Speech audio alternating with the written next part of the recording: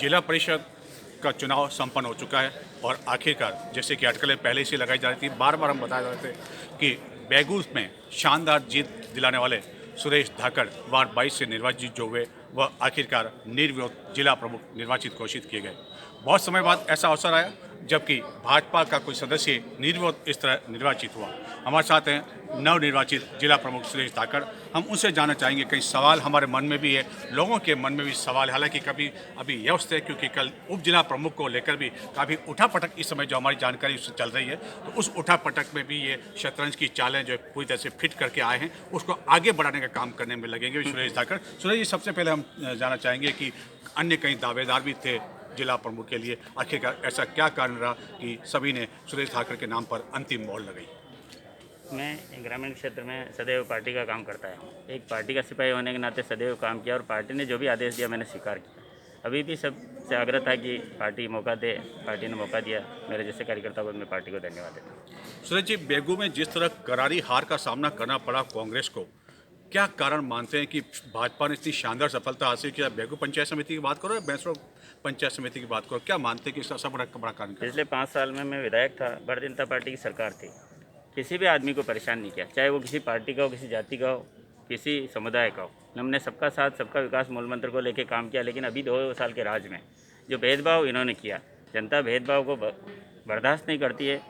और उन्होंने जवाब दिया कि पिछली बार जो चूक हो गई उसको ब्याज सहित भरपाई करके उन्होंने मुझ जैसे कार्यकर्ता को विजय बनाया। कई लोगों का कहना है कि हेमराज प्रकरण भी कहीं न कहीं इस जीत में जो है कारण रहा। क्या आप मानते हैं कि थोड़ा बहुत कुछ कारण हेमराज प्रकरण का भी चला? क्षेत्र में कहीं भी अन्याय होता है, चाहे वो किसी भी व्यक्ति के साथ हो, उसके साथ मैं खड़ा रहता हूँ। तो अन्याय के खिलाफ मैं हमेशा खड़ा रहूँगा, चाहे उसका फ़ायदा हो या नुकसान हो। मैं किसी के साथ अन्याय नहीं होने दूँगा। राजस्थान में कांग्रेस की सत्ता और उसके साथ ही कहते हैं कि मुख्यमंत्री संवेदनशील, लेकिन इसके बावजूद और ये भी छाप लगी हुई है कि गांव-गांव में कांग्रेस जन बसा हुआ है, कार्यकर्ता बसे हुए और मतदाता बसे हुए, लेकिन यह धारणा भी आखिरकार भाजपा ने निर्मूल साबित कर दी।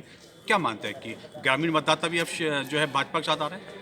जो जनता के बीच में रहेगा, जनता की सुनेगा, जनता उसको चुनेगी। चाहे वो किसी भी पार्टी का आदमी हो, जनता के बीच में रहने वाले आदमी को ही पब्लिक पसंद करती है। गत कुछ दिनों से एक चर्चा और जोरों पर है कि जिस तरह ऑडियो वायरल हुआ है, क्या आप उस बारे में कुछ कहना चाहेंगे?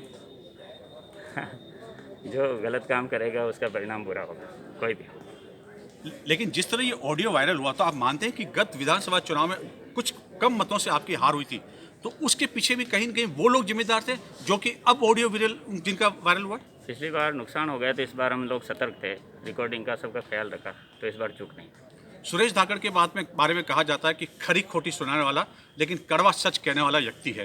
क्या कहना चाहेंगे इस बारे में? मेरा स्वभाव ऐसा ही है, मैं सत्य पर चलने वाला आदमी हूँ, ईमानदारी से काम करने वाला आदमी हूँ। और कोशिश करूँगा कि भगवान मुझे सद्बुद्धि दे, ताकत दे कि मैं हमेशा अच्छी बात करता रहूँ। लोगों के हित के लिए मैं कड़वी बात भी करूँगा।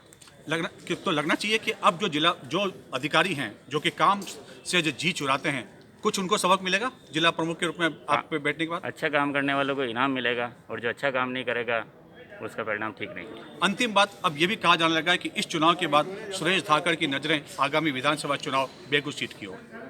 मैं भारतीय जनता पार्टी का कार्यकर्ता हूँ। पार्टी मुझे कहेगी, पार्टी जो आदेश करेगी उस आदेश को हमेशा सिरोधारी किया है, आगे भी करता रहूँ। बेगू विधानसभा क्षेत्र में गंगरार सीट भी शामिल है। क्या कारण रहा कि बहुत कम अंतर, केवल एक सीट से भाजपा नहीं आ सकी? पिछले 10 दिन से मैं बेड रेस्ट पे हूँ, आज मैं आया हूँ, तो मुझे तकलीफ़ है। अगर मैं नहीं बेड रेस्ट पे होता, आगे भी 10 दिन मुझे रेस्ट करना पड़ेगा। बीमार हो गया मैं, तो बीमार होने से मुझे दुख हुआ, हमारी पार्टी को नुकसान हुआ, मुझे व्यक्तिगत दुख हुआ कि गंगरार में हम जीत नहीं पाए। तो ये थे सुरेश धाकड़, जो कि नवनिर्वाचित जिला प्रमुख, जिन्होंने अपनी बेबाक होकर अपनी बात कही कि किस तरह जो है उनकी रणनीति रहेगी आगे जिला प्रमुख बनने के बाद, क्या उनका कार्यक्रम रहेगा, क्या सब कुछ रहेगा।